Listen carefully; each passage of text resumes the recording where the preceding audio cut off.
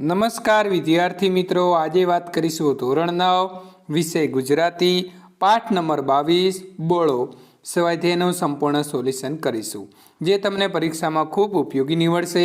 આ જવાબો તમે ગુજરાતીની નોટબુકમાં પણ લખી શકો છો। એ પહેલાં આપણી ચેનલની અંદર પ્રથમ વખત આવ્યા છો તો ચેનલને સબસ્ક્રાઈબ કરી બાજુમાં આપેલા બેલ આઇકન ઉપર ઓલ નોટિફિકેશન કરી દેજો। પાઠનું નામ બોળો, સાહિત્ય કૃતિનો પ્રકાર છે લોકવાર્તા, લેખક છે ઝવેરચંદ મેઘાણી। આ પાઠ શામાંથી લેવામાં આવ્યો છે તો સૌરાષ્ટ્રની રસધારમાંથી લેવામાં આવેલો છે। પ્રથમ જોઈ લઈએ સમાનાર્થી શબ્દ કાંધ, તો બળદની ધૂંસરી મુકાય છે તે ખભાનો ભાગ અથવા ખભો। બોક તો કોષના આગળના ભાગમાં પાણી કાઢવા માટેનો ગોળાકાર ચામડું। ઠોલવું તો તોડી ખાવું, ઉમેળવું તો આમળવું અથવા વાળવું, ગોલાપા તો દાસપણું, ધાન તો અન્ન, સુધાતુર તો ભૂખથી વ્યાકુળ, મોસુજણું તો વહેલી સવાર, બોલાસ તો બોલવાની ઢબ, સેલું તો કિંમતી વસ્ત્ર।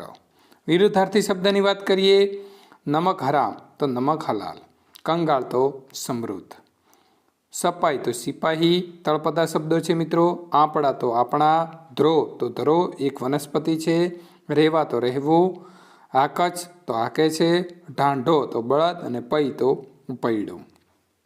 હવે વાત કરીશું સ્વાધ્યાય પ્રશ્ન નંબર 1। પ્રશ્નની નીચે આપેલા વિકલ્પમાંથી સાચો વિકલ્પ પસંદ કરી ખરાની નિશાની કરો। પ્રશ્ન નંબર 1, સોડાના અંતરમાં કેમ ફાળ પડી? તો સાચો જવાબ આવે છે એ, રાજા કેદમાં નાખશે તેવો ભયના કારણે। પ્રશ્ન નંબર 2, બોળો જમ્યાના બદલામાં રાજાએ સોડાને શું આપ્યું? તો સાચો જવાબ આવે છે ડી, ઉપરના બી અને સી બંને। તો બી એટલે 12 સાતીની જમીન અને 4 ભેંસો, 12 બળદ અને 20 કળશી બાજરો। પ્રશ્ન નંબર 3, બચ્ચાની ગાળો તો માવતરને ઉલટી મીઠી લાગે, આ વાક્ય કોણ બોલે છે? તો સાચો જવાબ આવે છે એ, મહારાજ વજયસિંહજી। પ્રશ્ન નંબર 4, ભગવાન અમને કોઈ દી ભાવનગર ન બતાવે, વાક્યમાં સોડાનો ભાવ? તો સાચો જવાબ આવે છે બી, રાજાના સિપાહી ઢોસે ચડાવીને વેઠ કરાવે તેવો ભય તેને લાગે છે। પ્રશ્ન નંબર 2, કારણ આપો। સોડાએ ઘરવાળીને કહ્યું, હવે આપણા તો રામ રામ સમજવા, કારણ કે? તો સાચો જવાબ આવશે કે સોડાના ઘરેથી ઘોડેસવાર ગયા પછી બીજા દિવસે સોડો શિરામણ કરીને વાડીએ જતો હતો, ત્યારે હથિયારબંધ 2 ઘોડેસવાર આવ્યા અને સોડા વિશે પૂછપરછ કરી। સોડાએ ધ્રુજતા ભારે હૃદયે પોતાનો પરિચય આપ્યો, ત્યારે ઘોડેસવારે કહ્યું, ભાવનગરના રાજા વજયસિંહજીએ તમને ભાવનગર બોલાવ્યા છે। આ વાત સાંભળીને સોડાના અંતરમાં ફાળ પડી, તેને આગલા દિવસે જે બન્યું તે યાદ આવ્યું। તેને લાગ્યું કે પેલો અસવારે રાજાને બધું કહી દીધું હશે, હવે રાજા તેને જેલમાં પૂરશે। આથી સોડાએ તેને પત્નીને કહ્યું, આપણા તો રામ રામ સમજવા। પ્રશ્ન નંબર 2, સોડાની વાત સાંભળી મહારાજા વજયસિંહજીની છાતી ફૂલવા લાગી, કારણ કે? તો સાચો જવાબ આવે છે કે વજયસિંહજી પ્રજાલક્ષી કાર્યો કરતા હતા, પ્રજા જ તેમના માટે સર્વસ્વ હતી, તેમનો કોઈ પણ દુઃખ હોય તો તેને દૂર કરવાનો રાજાનો અધિકાર છે। આગલા દિવસે સોડાએ ગાળો આપી હતી અને પોતાની વ્યથા પ્રગટ કરી હતી। રાજાની કચેરીમાં ઉપસ્થિત અમલદારોને કહ્યું કે સોડાએ વગર ઓળખીએ અમને કેવા માન સન્માન આપ્યા હતા, ખવડાયેલો મીઠો બોળો અને એથીએ મીઠી એની ગાળો, આવી મજા અમને મહેલોમાં નથી આવતી।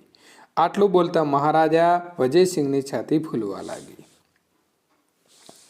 પ્રશ્ન નંબર 3, નીચેના પ્રશ્નોના 7-8 લીટીમાં ઉત્તર લખો। મહારાજ વજયસિંહજીની ઉદારતાના તમારા શબ્દોમાં વર્ણન કરો, એટલે કે વર્ણવો। તો જવાબ લખીશું કે વૈશાખ મહિનાને બળબળતે બપોરે ખોખરાના ડુંગરમાં બફાયેલા ઘોડેસવાર એક વાડીએ આવીને ઉતરી પડ્યા। પોતે ને ઘોડો 2 પરસેવે નાહી રહ્યા હતા। આ હપ્તા ઘોડાને વાડીના વડલાના થડે બાંધીને અસવારે હથિયાર ઉતાર્યા, ધોરિયાના કાંઠે બેસીને પોતે હાથ પગ ધોવા લાગ્યા। ગામનું નામ ભૂંભલી અને વાડીના ધણીનું નામ સોડો માળી। ભાવનગરના રાજા વજયસિંહજી ઘોડેસવાર બનીને સોડા નામના ખેડૂતની વાડીએ આરામ કરવા રોકાયા હતા. ત્યાં સોડાએ ઘોડેસવારને જમાડ્યા અને આશરો આપ્યો અને સોડાએ પોતાની આપવીતી કહી. તેણે ભાવનગરના રાજાને ઘણી ગાળો ભાંડી. તેને ખબર ન હતી કે આ ઘોડેસવાર રાજા વજયસિંહજી પોતે જ છે. રાજા સોડાની નિખાલસ વાણી હસ્તમુખે સાંભળતા જ રહ્યા, કેમ કે એના શબ્દોમાં વ્યથા હતી. આથી રાજા તેનાથી પ્રભાવિત થયા અને ઉદાર દિલે તેને તાંબાના પતરા ઉપર જાગીર લખી આપી. બીજો આવો એક જ પ્રસંગ સમઢિયાળ ગામમાં બન્યો હતો. ત્યાં રાજા શિકારી વેશમાં એક કળબીના ખેતરમાંથી પસાર થયા. આથી તે કળબીના ખેડૂતનો માલ ચકદાઈ ગયો. આ જોઈને ડોશીએ 2-4 ગાળો સંભળાવી અને તેમને વજયસિંહજી ઉપર વિશ્વાસ છે તે જણાવી લીધું. આ ડોશીની નિડરતા ઉપર રાજાએ ડોશીના કુટુંબને કાયમની પટલાઈ તથા જમીન ઇનામમાં આપ્યા. પ્રશ્ન નંબર 2, સોડાની મહેમાન ગતિનું વર્ણન કરો. તો જવાબ લખીશું કે વૈશાખ મહિનાનો ધોમધમકતા તાપમાં એક ઘોડેસવાર ભૂંભલી ગામમાં એક સોડા નામના વ્યક્તિની વાડીએ પહોંચ્યો. આવા તાપમાં તેણે હાથ પગ ધોયા અને આરામની જરૂર લાગી. ઘોડેસવારને સોડાએ ધોરિયાની લીલી દ્રોહ ઉપર ખાટલો ઢાળી દીધો. કોસ હાંકતા હાંકતા સોડાએ ખેડૂતની દયનીય પરિસ્થિતિનું વર્ણન કર્યું. એની વાણીમાં કડવાશ હતી. એણે રાજાને ઘણું કહ્યું, પરંતુ તેમ છતાં રાજા ખુશ થયા. રાજાને સહેજ પણ માઠું લાગ્યું નહીં. ઘોડેસવારને ભૂખ લાગી હતી. તેણે સોડાને કહ્યું, જમવાનું મળશે કાંઈ?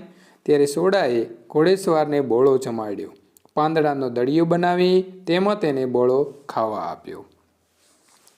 તાપમાં તપી ગયેલા ઘોડેસવારને આ ખાટો અને શીતળ બોળો મીઠો લાગ્યો. પોતાના ભાગનો પણ બોળો આપી દીધો. આમ અજાણ્યા ઘોડેસવારની સારી મહેમાન ગતિ કરાવી. તો સંપૂર્ણ મિત્રો અહીં સોલ્યુશન પૂર્ણ થાય છે. આવા સોલ્યુશન મેળવવા માટે ચેનલ સાથે જોડાયેલા રહેજો. તમારા મિત્રો સુધી હજુ વિડીયો શેર ન કર્યો તો શેર કરી દેજો.